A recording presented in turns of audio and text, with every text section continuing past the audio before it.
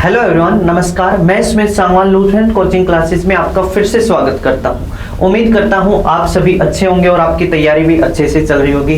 देखिए, हमने पहले टाइम एंड डिस्टेंस का टॉपिक पढ़ा था, ट्रेन का टॉपिक पढ़ा था। आज से उन्हीं से रिलेटेड हम टॉपिक कर रहे हैं बोट एंड स्ट्रीम का। काफी स्टूडेंट्स कहते हैं कि सर बोट एंड स्ट्रीम का टॉपिक करवाइए, काफी मुश्किल लगता है। आज मैं आपको बोट एंड स्ट्रीम का टॉपिक बिल्कुल इजी मेथड से पढ़वाऊंगा, बिल्कुल इजी कंसेप्ट से।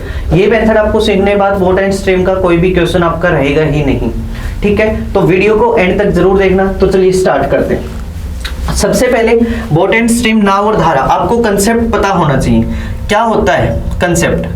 देखिए, इसमें जो कंसेप्ट यूज होता है वो क्या होता है। मान लेते हैं ये आपकी क्या है, धारा है, इसकी डायरेक्शन ये है, इस डायरेक्शन में। ये आपकी मान लो कि नाव है, इसकी डायरेक्शन क्या ही नाव है, तो इसको बोट से डिनोट कर लेते हैं। और अगर ये धारा है तो इसको कर लेते हैं ऐसे। अब ये बताइए, जिस साइड नदी बहेगी, मतलब जिस साइड धारा बहेगी, उसी साइड अगर नाव जाएगी तो फोर्स कम लगेगा और उसकी लहरों के साथ क्या हो जाएगी, उसकी स्पीड बढ़ जाएगी। मतलब बोट की स्पीड और स्ट्रीम की स्पीड, दोनों की दोनों स्पीड क्या हो जाएंगी, ऐड हो जाएंगी। तो हम क्या करेंगे, देखो, धारा की दिशा में, धारा की दिशा में नाव का वेग क्या होगा आपका, b प्लस में s हो जाएगा। ठीक है, सेम ऐसे ही अगर ये आपकी धारा है, इसकी डायरेक्शन ये है और बोट वहां पे पहुंच गई है, अब वापिस आ रही है इस डायरेक्शन में, ये मान लो क्या है b है। तो अब आप ये बताइए, ये s है। अब नदी जो बह रही है उसके अपोजिट आपकी क्या आ रही है, बोट आ रही है। तो अब क्या होगा, स्पीड क्या हो जाएगी, बोट की कम हो जाएगी, क्योंकि जैसे ही नाव इधर चलेगी, जो उसकी नदी की लहरें हैं वो उसको पीछे की तरफ धकेलेगी। ठीक है, तो क्या हो जाएगा, धारा के विपरीत दिशा में, धारा के विपरीत दिशा में नाव का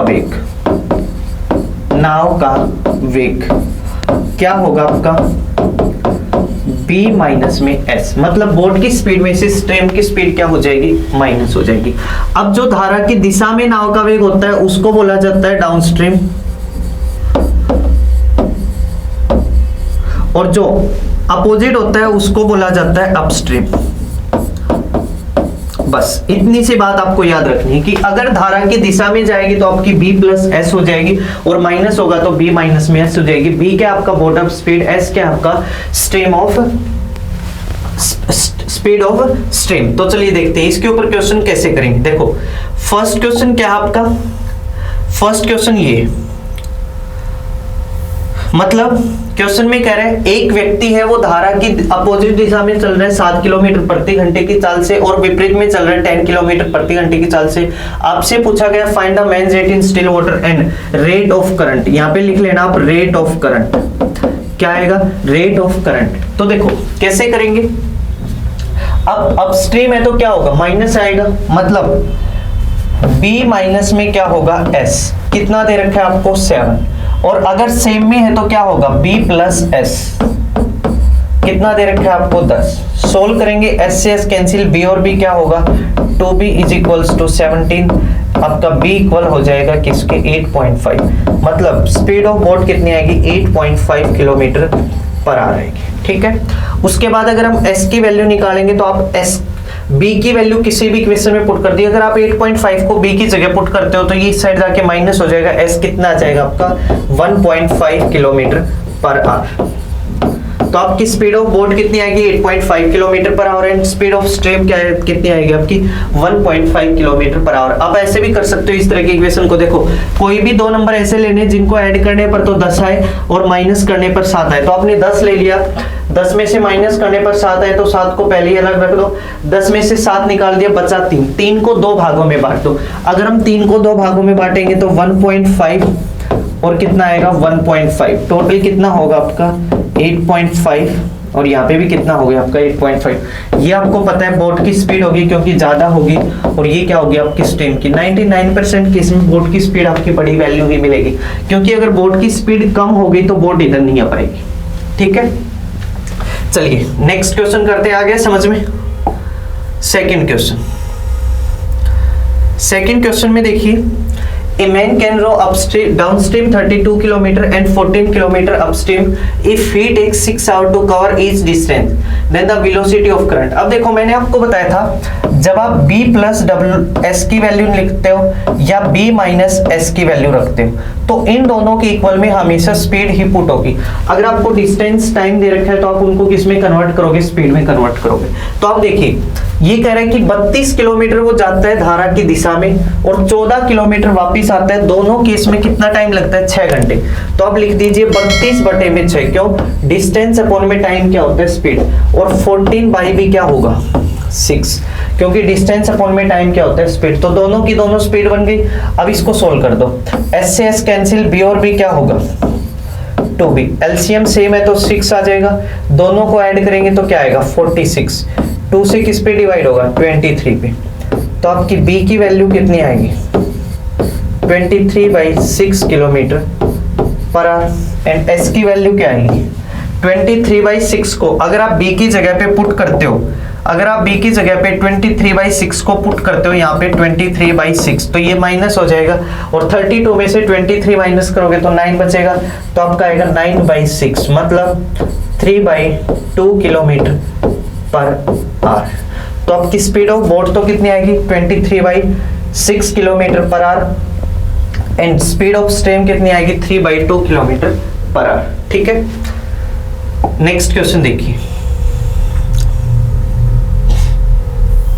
क्वेश्चन को अच्छे से पढ़ लीजिए एक बार। क्या कह रहे हैं क्वेश्चन में, कह रहे हैं A man can row 5 km per hour in still water if the velocity of the current is 1 km per hour and it takes 1 hour to row to a place and come back. How far is place? मतलब ये कह रहे हैं कि एक व्यक्ति है वो जाता है एक पॉइंट से दूसरे पॉइंट तक, ठीक है, जाता है और ये कह रहे हैं कि जो व्यक्ति है उसकी स्पीड है 5 किलोमीटर पर आवर और वेलोसिटी ऑफ करंट आपकी 1 किलोमीटर पर आवर। और ये कह रहे हैं कि जो 1 घंटे का टाइम लेता है वो कहां से कहां तक, स्थान से जाने तक और वापस आने में। तो आपसे पूछा गया कि इस पॉइंट से ये पॉइंट कितनी दूर है। तो मैं कह दूं कि ये पॉइंट डी है, डिस्टेंस मान लेते हैं तो ये मान लेते हैं कि डी किलोमीटर। तो अगर मैं बात करूं कि डी किलोमीटर है तो डी किलोमीटर वो गया होगा और डी किलोमीटर ही क्या हुआ होगा वापिस। अब जाने में क्या किया होगा, वो धारा के साथ गया होगा और वापिस आने में क्या किया होगा, वो माइनस में आया होगा।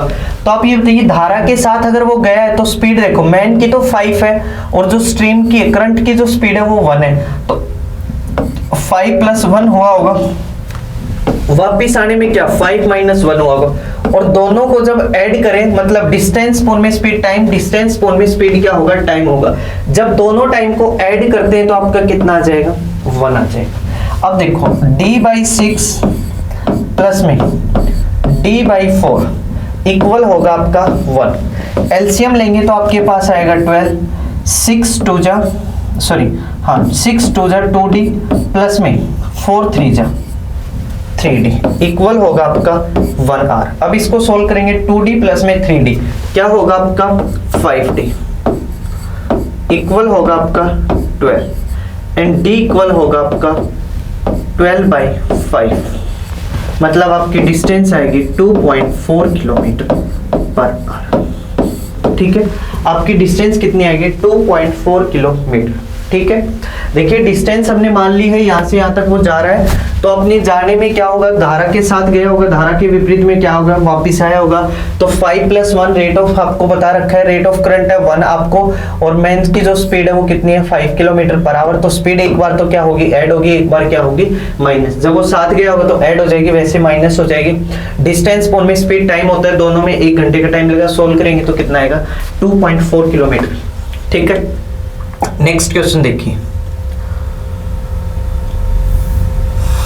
नेक्स्ट क्वेश्चन है motor boat whose speed is 15 kilometre per hour in still water goes 30 kilometre downstream and come back. देखो come back in 4 hours 30 minutes the speed of the stream is. आपसे speed पूछी गई है, किसकी, stream की speed पूछी गई। ये कह रहे हैं क्वेश्चन में कि 30 किलोमीटर की डिस्टेंस तो वो जाने में कवर करता है और 30 किलोमीटर ही क्या करता है, वापिस आता है।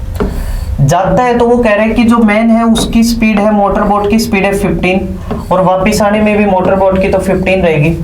अब आपको स्ट्रीम की स्पीड बतानी है, वो जो एस हम मानते हैं, एक बार आपकी प्लस होगी तो एक बार क्या होगी माइनस, कुछ नहीं किया जो क्वेश्चन में दे रखा है। अब ये बताओ डिस्टेंस फोन में स्पीड क्या होता है टाइम, डिस्टेंस फोन में स्पीड क्या होता है टाइम, और दोनों में कुल मिला के जो टाइम लग रहा है वो 4 आवर 30 मिनट, तो 4 घंटे तो ये हो गए 30 मिनट मतलब आधा घंटा। दोनों को सोल्व करेंगे तो कितना आएगा 9/2 घंटे। अब इसको सोल्व कर दो, आपको पता है कि एलसीएम लेंगे तो कितना आएगा, क्वेश्चन का एलसीएम लेंगे तो आपका आएगा 15 प्लस में एस और 15 माइनस में क्या हो जाएगा आपका एस, ये कट जाएगा, इससे मल्टीप्लाई करेंगे तो आपके पास आएगा 450 माइनस में 30s प्लस में 450 और प्लस में क्या आएगा आपका 30s इक्वल होगा आपका 9/2। 450 से 450 कैंसिल हो जाए, सॉरी 30s से 30s कैंसिल हो जाएगा, 450 बचेगा यहाँ पे 450 को ऐड करेंगे तो कितना आएगा आपका 900। यहाँ से ये देखिए फॉर्मूला बनेगा किसका 225 माइनस में एस स्क्वायर, क्यों आपको पता है कि A square minus B square equal क्या होता है, A plus B A minus B equal है आपका 9/2।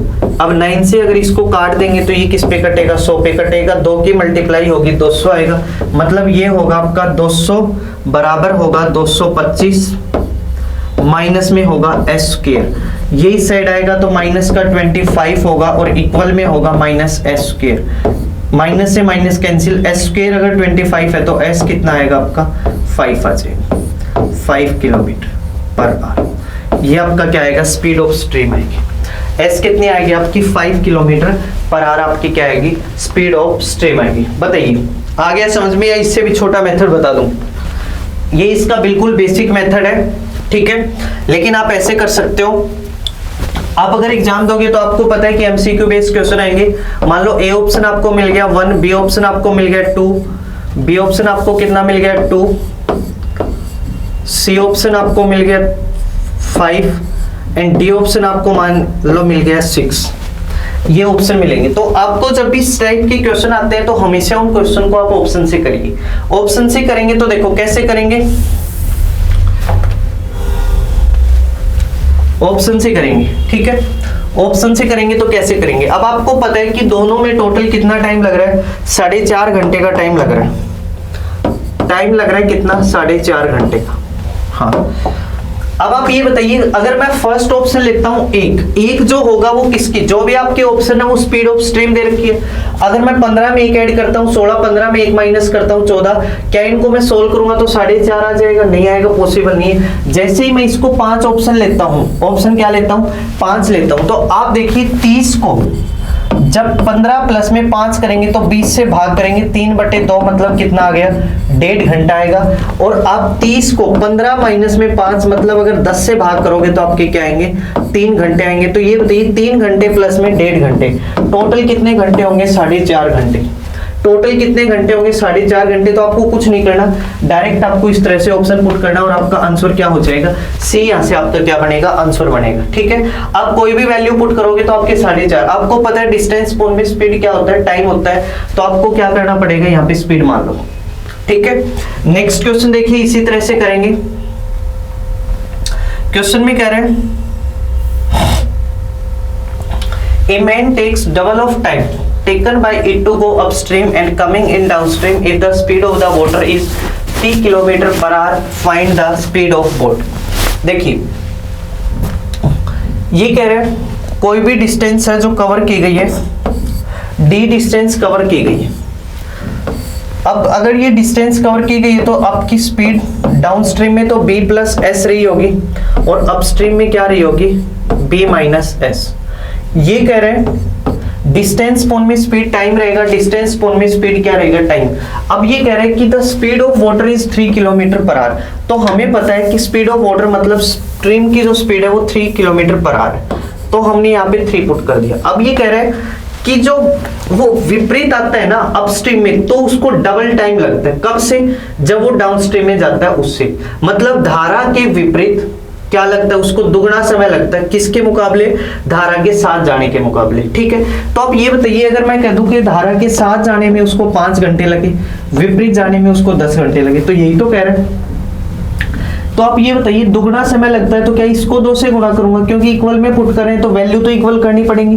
तो देखो दुगना समय लगता है अपोजिट में, लेकिन आप मल्टीप्लाई करोगे सेम डायरेक्शन, ठीक है।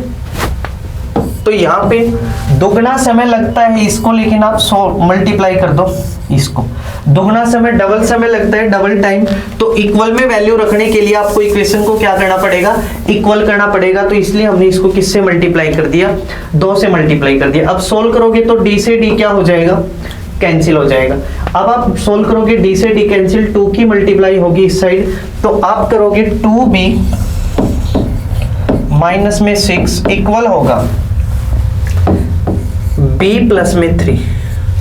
सोल्व करेंगे तो 2b माइनस b हो जाएगा, और ये माइनस का 6 इस रह के क्या हो जाएगा प्लस, मतलब b की वैल्यू क्या आ गई 9 किलोमीटर पर आवर। मतलब स्पीड ऑफ बोट कितनी आएगी आपकी, 9 किलोमीटर पर आवर आपकी क्या आएगी, स्पीड ऑफ बोट आएगी। आपको जैसे ऑप्शन मिलते हैं, ए ऑप्शन मिल गया 2, बी ऑप्शन मिल गया आपका 6, सी ऑप्शन मिल गया 9, डी ऑप्शन मिल गया आपको मान लो 12। तो आप इस तरह से करिए, देखो जो रेशियो टाइम का लगेगा वही रेशियो स्पीड का लगेगा, ठीक है।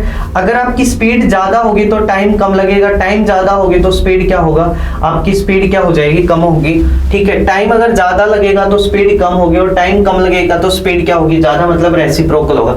तो आपको कुछ नहीं करना, इतना अगर आप नहीं करना चाहते हो तो पहले एक ऐसी वैल्यू निकालिए कि जिससे आपका रेशियो किस में आ जाए, डबल में आ जाए, ठीक है। अगर मैं कहता हूं कि अगर जो भी स्पीड दे रखी है वो बोट की स्पीड, और मैंने बताया था कि 99% केस में आपकी स्पीड ऑफ बोट तो कम हो ही नहीं सकती, किससे, स्पीड ऑफ स्ट्रीम से। तो 2 को आप वैसे ही काट दो, क्यों, क्योंकि ये क्या है, स्पीड कम है, तो 2 आपने काट दिया। अगर मैं 6 लेता हूं तो 6 आपको पता है कि एक बार स्पीड ऐड होगी और एक बार क्या होगी, माइनस। तो आप देखिए 6 में 3 ऐड करेंगे तो 9 हो जाएगा, 6 में 3 माइनस करेंगे तो 3। तो 3 और 9 का रेशियो कितना होता है, 1:3 होता है। तो ये ऑप्शन नहीं हो सकता, ठीक है। अगर आप 9 लेते हैं तो 9 में आप 3 ऐड करोगे तो 12 होगा, और 9 में से 3 आप माइनस कर दोगे तो 6 होगा, और 6 और 12 का रेशियो क्या होता है, 1:2, मतलब ये होगा, ठीक है। अब 12 में अगर आप 3 ऐड करते हो तो 15, 12 में से 3 आप माइनस करते हो तो 9, 9 और 15 का रेशियो भी 1:2 नहीं हो सकता, और डबल होने के लिए रेशियो को 1 और 2 में होना पड़े, चाहिए 2:1 हो या 1:2 हो, ठीक है। तो आपको पता है कि 1:2 या 2:1 एक ही रेशियो से आ रहा है, किससे आ रहा है, वो 9 से आ रहा है। तो आप डायरेक्ट आंसर यही बता दो, आपका आंसर क्या होगा, 9 होगा, क्योंकि स्पीड ऑफ, अगर ये बोट है और ये स्पीड ऑफ स्ट्रीम है तो एक बार तो इसको ऐड होना पड़ेगा और एक बार क्या होना पड़ेगा, माइनस। तो 9 में अगर आप 3 ऐड करेंगे तो 12 हो जाएगा, और 9 में से आप 3 माइनस करेंगे तो आपका कितना आ जाएगा, 6 आ जाएगा, और 6 और 12 का रेशियो कितना आ जाएगा आपका, 1:2, ठीक है। तो आप ऐसे करना। नेक्स्ट क्वेश्चन देखिए, लास्ट क्वेश्चन देखिए, a man can row 25 kilometer upstream and 39 kilometer downstream in 8 hours. Also, he can row 30 kilometer upstream and 52 kilometer downstream in 10 hours. Find the speed of the man in still water and the speed of current. ठीक है, इस type की question में वैसे जब आपसे question पूछा जाएगा तो एक ही पूछा जाएगा, या तो मैन्स की स्पीड या करंट की, ठीक है। तो देखो कैसे करेंगे, यहाँ पे आपको दिख गया होगा 2 इक्वेशन बनेंगी। तो देखो सबसे पहले ये कह रहे हैं डाउन स्ट्रीम में जा रहा है 39 किलोमीटर और अपस्ट्रीम में चल रहा है 25 किलोमीटर। जाएगा तो स्पीड क्या होगी, b प्लस डब्ल्यू होगी, और वापिस आएगा तो क्या होगा, b माइनस डब्ल्यू होगी, और दोनों में टाइम लग रहा है कितना, 8 आवर, जाने में और आने में 8 घंटे का। अब नेक्स्ट कह रहा है कि डाउन स्ट्रीम में तो है 52, b प्लस डब्ल्यू होगी, और b प्लस डब्ल्यू की जगह हम क्या लिखेंगे, s लिखेंगे, b प्लस एस होगी और b माइनस एस होगी। अब b प्लस एस और प्लस में क्या होगी आपकी, उसके बाद बता रहे हैं 30 किलोमीटर तो आपके रहेगा b माइनस में s। इसमें बता रहे हैं कि टोटल कितना टाइम लगता है आपको, 10 आवर लगता है। ये आपकी फर्स्ट इक्वेशन होगी, ये आपकी सेकंड इक्वेशन होगी। सॉल्व करेंगे, ठीक है। वैसे आपको बहुत टाइम लगेगा, इक्वेशन एलसीएम लेके सोल्व करोगे, डायरेक्ट यहीं पे सोल्व करो। आप देखो सोल्व करने के लिए आपको क्या करना पड़ेगा, एक इक्वेशन को इक्वल करना पड़ेगा। अब आपने देखा कि एक इक्वेशन हम इजी कौन सी, उसी को इक्वल कर लेते हैं। तो आपने देखा 25 और 30 इजी है, तो इसको अगर मैं 6 से मल्टीप्लाई कर दूं और इस इक्वेशन को अगर मैं किससे मल्टीप्लाई कर दूं 5 से, तो दोनों की दोनों क्या हो जाएंगी, इक्वल हो जाएंगी। तो आपको पता है 6 को अगर 25 से मल्टीप्लाई करूंगा और माइनस भी करना पड़ेगा हमें इनको, ठीक है। तो ये भी 150 होगा, ये भी 158 सेम है, तो ये क्या हो जाएगा आपका कैंसिल होता जाएगा। अब यहाँ से इसकी मल्टीप्लाई करेंगे, यहाँ से इसकी, तो 39 की अगर आप 6 से मल्टीप्लाई करोगे तो कितना आएगा 180 प्लस में 54, 180 प्लस में 54 करोगे तो आपके पास आएगा 224, सॉरी 180 में अगर आप 234 और यहां से आपके पास आएगा 260, ठीक है। और यहाँ पे आएगा आपके पास 50 और यहाँ पे कितना आएगा आपके पास 48, तो ये आएगा इक्वल में माइनस का कितना आ जाएगा 2 आ जाएगा, क्योंकि 5 गुणा में 10 50 होगा, 6 गुणा में 8 48 होगा, माइनस है तो माइनस का 2 आ जाएगा। और यहाँ पे आएगा आपका माइनस का 260 और माइनस का 234 है, तो आपके पास कितना बचेगा माइनस का 26 बचेगा, -26 बाई कितना होगा आपका b प्लस में s। अब माइनस से माइनस क्या हो जाएगा, कैंसिल हो जाएगा। 2 से आपको पता है कि 13 पे होगा, तो b प्लस s की वैल्यू आपकी कितनी आ गई, b प्लस s आपका कितना आ गया 13। अब b प्लस s की वैल्यू आपको पता है 13 आ गई, तो b प्लस s की वैल्यू आप किसी भी एक इक्वेशन में पुट कर दिया आपका आंसर आ जाएगा। जैसे अगर मैं इसमें b प्लस s पुट करता हूं, b प्लस s की जगह पे 13, तो आपको पता है 13 3 जा 39 होगा, 3 साइड जाके माइनस होगा, 8 में से 3 माइनस करोगे तो कितना आएगा 5, और 5 से 25 को कैंसिल करोगे तो आपका के पास कितना आएगा 5, तो b माइनस s आपके पास कितना आएगा 5। अब इसको सोल्व कर दो, s से s कैंसिल, 2b इक्वल होगा आपका 18, देन b इक्वल किसके होगा 9 के। अगर b की वैल्यू 9 आएगी तो s की वैल्यू आपको पता है कितनी आएगी 4 आ जाएगी। अगर b की वैल्यू क्या आएगी 9 आएगी तो आपकी s की वैल्यू कितनी आ जाएगी 4 आ जाएगी, ठीक है। तो यही इस क्वेश्चन का सॉल्यूशन है। आपको यहाँ पे अगर दो वैल्यू अलग अलग आप वैसे कर सकते हो, आपसे लेकिन पूछा नहीं जाएगा, एक ही चीज पूछी जाएगी, तो एक चीज को आप ऑप्शन में पुट करने में कंफ्यूजिंग मैसेज करोगे, क्योंकि अगर आपको दोनों वैल्यू पता है तो 9 प्लस में 4 आपका 13 होगा, 13 से 3 पे 5 से 5 पे 5 प्लस 3 क्या हो जाएगा 8 हो जाएगा। आप इक्वेशन को प्रूव कर सकते हो, लेकिन जब आपसे इक्वेशन क्वेश्चन में पूछा जाएगा तो आपसे सिर्फ एक ही चीज पूछी जाएगी, या तो ये पूछी जाएगी या फिर आपसे क्या पूछी जाएगी, स्पीड ऑफ करंट पूछी जाएगी, ठीक है। तो उम्मीद करता हूं आज जो आपको पढ़ाया गया अच्छे से समझ में आया होगा। फिर भी अगर कोई डाउट है तो जरूर पूछिए। Thank you so much, have a nice day.